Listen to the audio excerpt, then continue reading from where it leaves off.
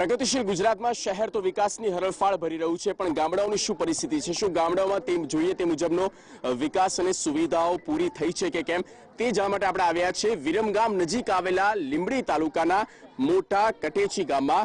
આ ગામની વાત કરવામાં આવે, મોટી કટેચી ગામ જે પશુપાલન અને ખેતી પર નિર્ભર છે આ ગામ, અને ગામના શું સમસ્યાઓ છે તે જાણીશું ગ્રામજનો પાસેથી।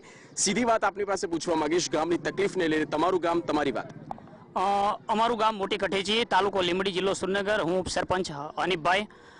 સાહેબ, અહીંયા એક જે મેન પ્રશ્ન છે તે મોટી કઠેચીમાં પાણીનો છે, પિયતનો પ્રશ્ન છે।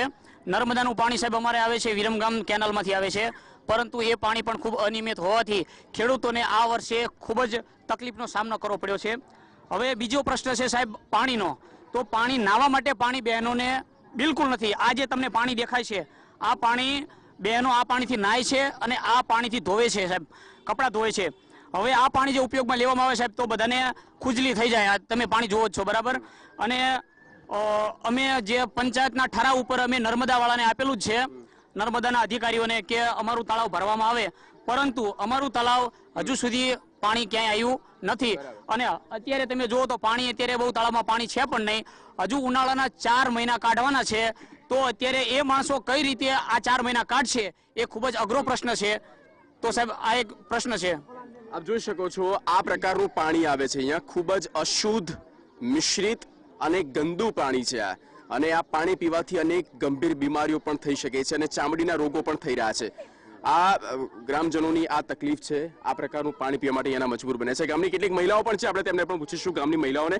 બા, ગામમાં કેવી તકલીફ છે? તમને શું લાગે છે? પાણીની તો તકલીફ છે, બીજી શું તકલીફ પડે?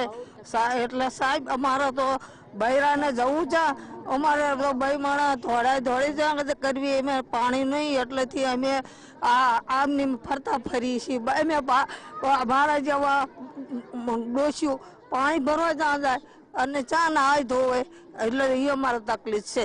હા, ગામના વાડે જવું પડે પાણી ભરવા માટે? પાણી નો અને આખી રાત માણસ હૂતો નથી, શ્યામમાં પાય છે, ઘઉં કાસા હે, હજી અડધો મોળ કાસો હોય, શું કરવી પાણી વગર? નાવા ધોવા ચા જવી તારે? એટલે ખેતી લાયક માટે પિયતની પાણીની વ્યવસ્થા? બે પાણી નાવાનું થયું એકાલે બોર કહી દો, સારી વાત। બૈરા માથે ધોવા, નાવા ધોવા હોવે કઈ જીવડો બધું ફોટકા થઈ જાય દિલના શરીરના અંદર, હોવે માલ પાણી અહીં નથી પીતા તારે। આ તમામ મજબૂરી છે ગ્રામજનોની, આ પ્રકારનું પાણી પીવા માટે મજબૂર બન્યા છે, અને સાથે જ પાણીની તો તકલીફ છે, બીજી કઈ કઈ તકલીફ છે તે પણ જાણીશું। શું કહેશો, ગામમાં શું બીજી તકલીફ તમને લાગી રહી છે? મેન કમિજલાથી જે કિનારા આવે ને અંદર કરવાનું છે, એમાં પાણી ઠેઠ અમારે ઠેઠ ક્યાંથી આવે ખબર છે? લગભગ 250 કિલોમીટર થી આવે છે, અહીંયા તો પહોંચતું જ નથી, અમારે કોઈ દાડો અહીંયા આવી જ નથી। ચારાક આવે રાતે, આખી રાત માણસો કામ કરે, આખી રાત ચારા વાળા શું કરે બચારા? પાણી તૂટો જ આવે બધાને, બસ પાણી પૂરતું મળતું જ નથી અમને। છેલ્લે અમારા ગામ છે, બરોબર, પાણી અમને પૂરતું નથી મળતું અહીં। હા, ઓછું જ મળે પાણી, બધામાં ઓછું મળે, ખેતીમાં ઓછું, અને તળાવમાં કે પીવામાં જે પાણી છે નહીં।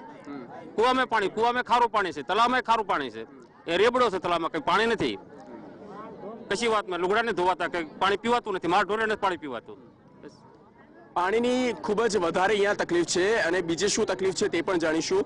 બીજી રોડ રસ્તાની ગંદકી, કચરાની નિકાલની વ્યવસ્થા છે કે કેમ?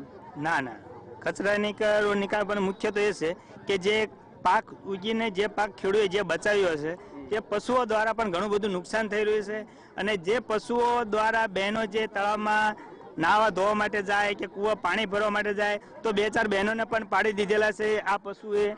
તો પણ પશુની પણ ગ્રામ પંચાયત કે કોઈ પણ કાર્યકર્તા દ્વારા એની પશુને એને આશરો મળે એ કોઈ પણ વ્યવસ્થા કરી અને પશુનો જો કોઈ પણ રીતે, કારણ કે પાકને ખૂબ જ નુકસાન કરી રહ્યા છે, અને ખેડૂતના ઊભા પાકમાં જુઓ તો 5-5 વીઘાના ખેતર નહીં પણ 15-15 વીઘાના ખેતર હોય, 40 થી 50 નહીં પણ 100 જેટલા પશુઓ, રખડતા ઢોર કે જેને આપણે કહીએ, અને રાતના 100 કરતા વધારે ખેડૂત સીમમાં પોતાના મોલના બચાવ માટે કર્યા। અને મુખ્ય વસ્તુ તો પાણી પીવા માટે તો પાણી નથી, એમ કહેવું હોય તો ચોખ્ખા શબ્દમાં જ કહેવાય। એટલે આખલાઓનો બી અહીંયા ત્રાસ છે? આખલાઓનો સાહેબ બહુ ત્રાસ છે, કારણ કે આખી રાત ખેડૂતો જાગે છે આખલા ખેતરે, અને સવારે મજૂરીએ જાય છે, અને રસ્તાનું જે સીસી રોડ નથી ગામની અંદર, ઘણી બજારોની અંદર, અને પીવાનું પાણી કુવા અવારનવાર આવે છે, અને ક્યારેક બંધ થઈ જાય છે અને તલાવનું ઢોરના માટે બહુ ત્રાસ છે. પાણી પીવા માટે સારું છે નહીં, તો એ વ્યવસ્થા સરકારશ્રી કરે એવી અમારી રજૂઆત છે. કાકા તમે શું કહેશો? પાકા મકાનો બધા થઈ ગયા છે કે હજી પણ કોઈ કાચા મકાનો છે? કાચા મકાનો ઘણા છે સાહેબ. હજુ ગામનો સર્વે કર્યો હજુ કોઈ એનું આયોજન થયું નથી. કાચા ઘણા મકાન છે, બધા લગભગ જ કાચું છે જાજુ. બીજું પાણીનો પ્રશ્ન, આખલાનો ત્રાસ છે. એક અમારા બાપાને પાડી દીધા છે, પગે ભાંગી ગયેલો છે, ડોવા ઘેરે હુતા છે અને આખલાનો મોટો ત્રાસ છે. આખલાની કમી સરકાર વ્યવસ્થા કરે તો એના માટે સારું. હવે મકાનની અંદર સાહેબ આ ગામની અંદર એવું થયું છે કે કાચા મકાન વાળા જે માણસો છે ને ખરેખર લાભ મળવાના પાત્ર એ એમને એમ રહી ગયા છે, અને જે બે વાર લાભ લઈ ચૂક્યા છે એ બધાને જેને પાકા મકાન ઊભા છે એ લોકોના બધાના નામ આવ્યા ને બધાના વગર મકાન ચડીને હપ્તા પણ નીકળી ગયા છે. અને જયારે રજૂઆત કરવાના અંદર જવી છીએ આગળ લીમડી મેં રજૂઆત કરવાના અંદર જવી છીએ તો કોઈ અધિકારી ધ્યાન જ આપતું નથી સાહેબ. આ મેન પ્રશ્ન છે.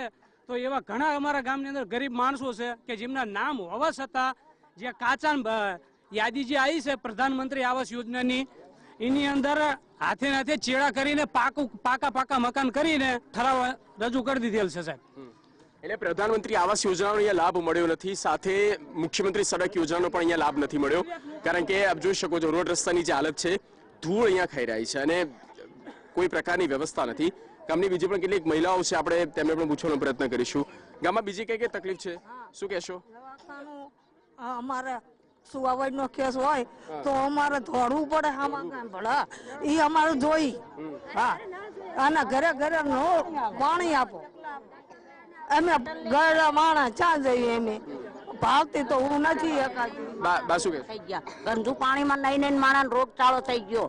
ગંદુ પાણી નરું આખી ચૂડ સુમાસા વાતનું ગંદુ પાણી છે. આવા પાણીમાં બધા નાય છે. બોલો, ગારાવાળા થઈને આવે.